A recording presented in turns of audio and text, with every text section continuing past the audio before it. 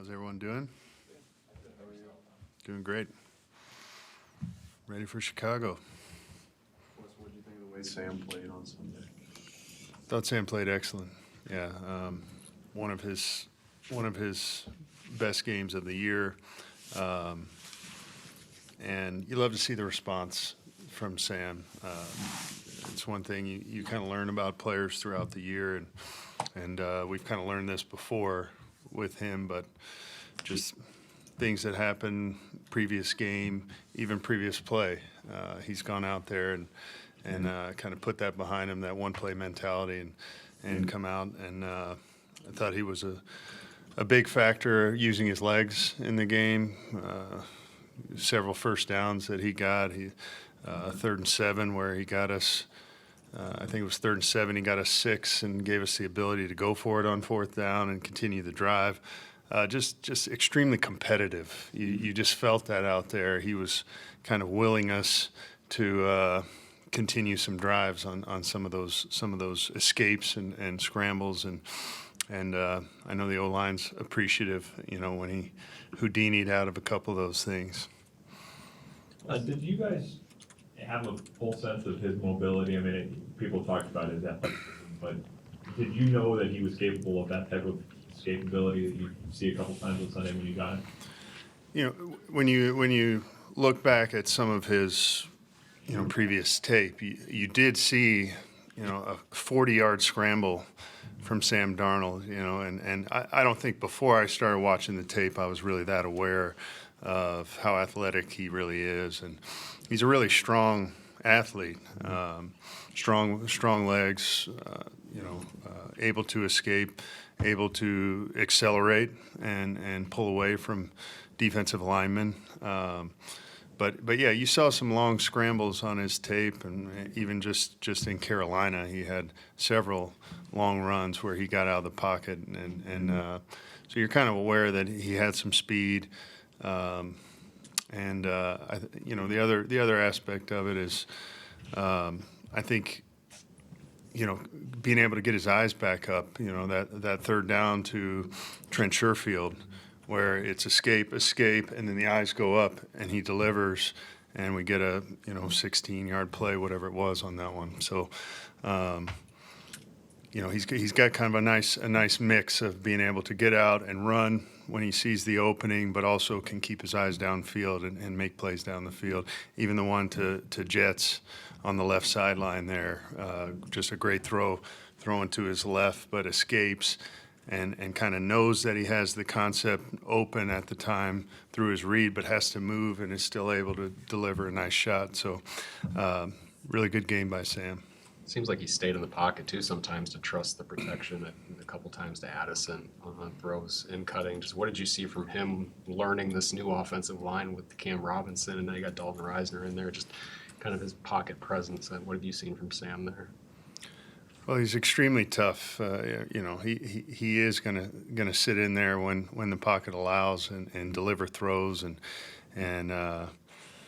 take some hits. Really the left sideline throw to Justin, where he made it was really an incredible route by Justin. It was really contested, kind of down the field and then fought his way to get back outside, and Sam had to move and ends up sliding into a guy who's getting edge late in the down, takes a big hit, doesn't even finish his arm on the throw, and delivers a great shot. So I mean he's going to stand in there. He's going to give it every ounce of time that he can to try to deliver from the pocket, and then obviously he's got a good sense of when to get out and go.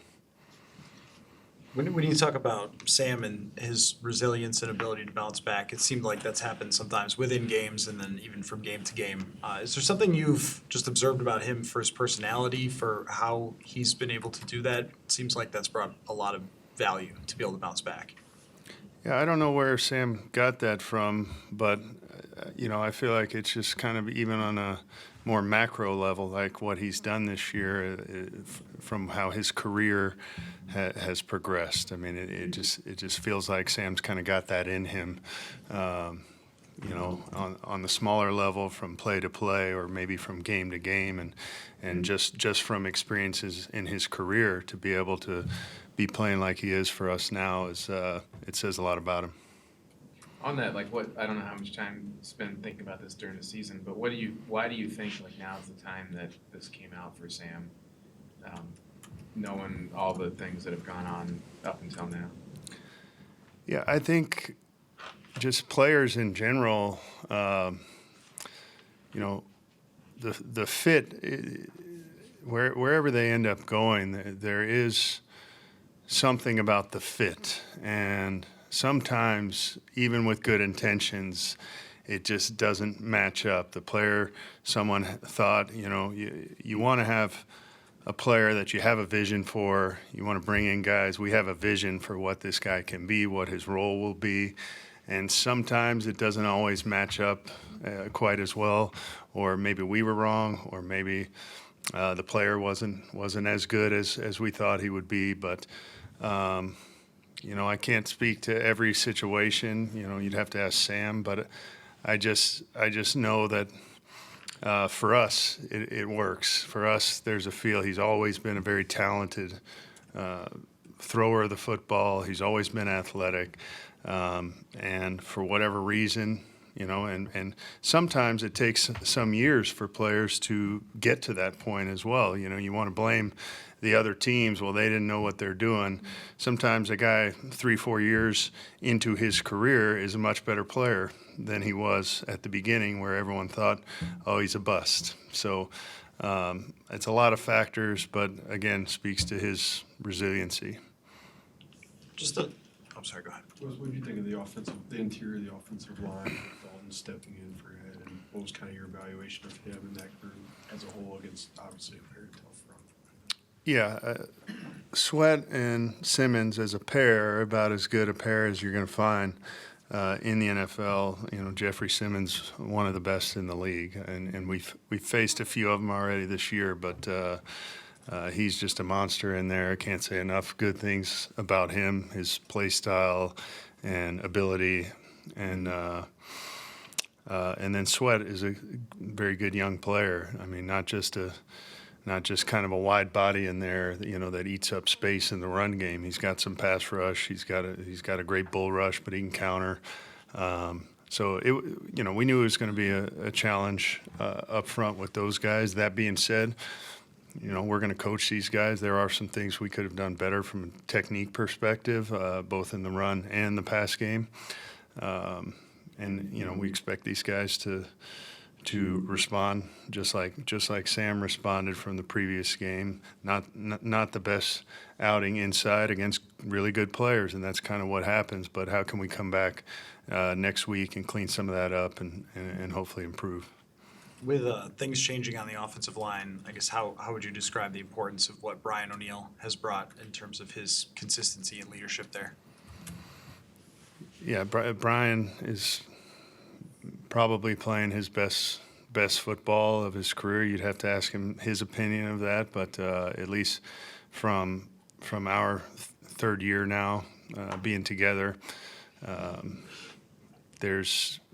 think there's been an understanding of not only our system but just of himself and how people see him, what types of rushes he's going to get. The communication's always been there. The high-level intelligence has always been there. And then there's a reason why he gets voted a captain every year. It's the leadership in that room. Those O-line rooms are tight and they're close, and the leadership that he brings in that room and amongst our team. You know, he had a chance to speak to the team a few Saturdays ago, and you know, you guys see Brian in the locker room. I mean, he kind of happy-go-lucky type guy, but every time he's gotten up there to speak, I mean, he'll give you the chills now. He's really good getting up in front of the group and delivering a message. And so that's why he's got the C on his chest. But he's been playing great for us, and I expect that to continue. With Cam Akers, Kevin's always talked really glowingly about him. What was your first impressions of him, whenever that first impression was? Yeah, and when we had Cam in LA, he was just you could tell he loved football right away. He was a talented kid. He can throw the football. He threw for a ton of yards in high school as a quarterback, and was, I think, the number one recruit out of high school. He was very highly recruited.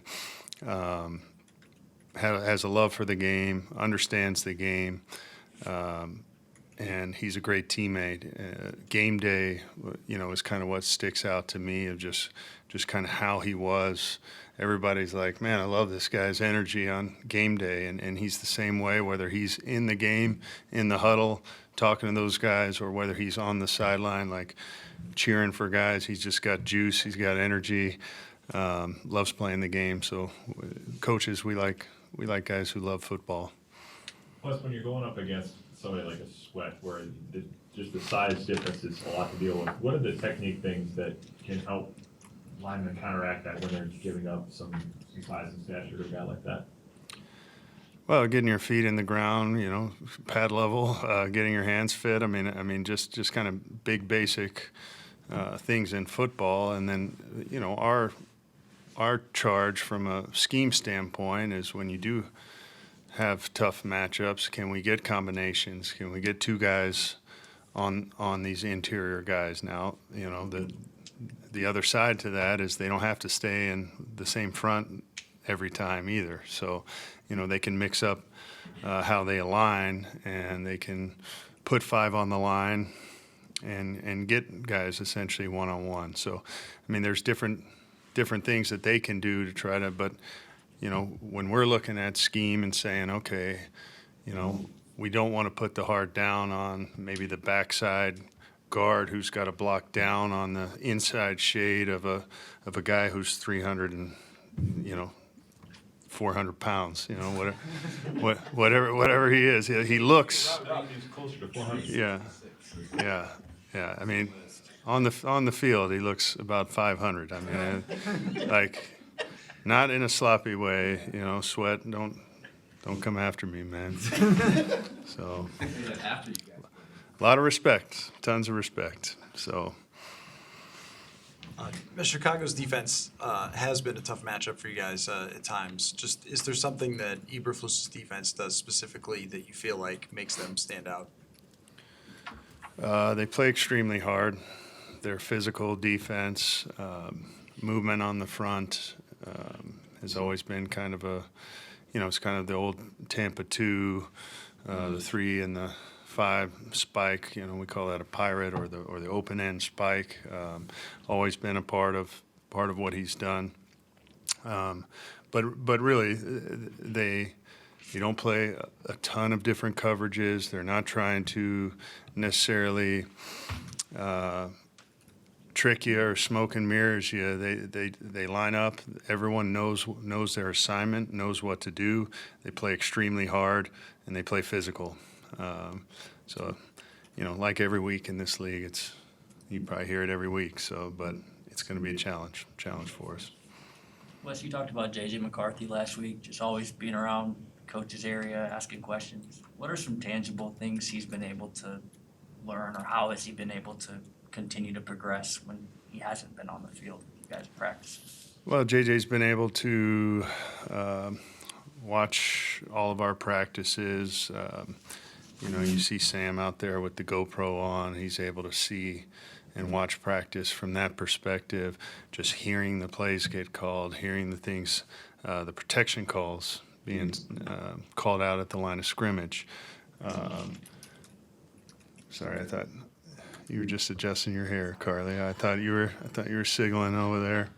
All right. But going through all the quarterback meetings, the third downs, he's writing up, coverages, tendencies, all these things for the cues, just staying active. The red zone, doing the same thing where, he's just able to stay in it.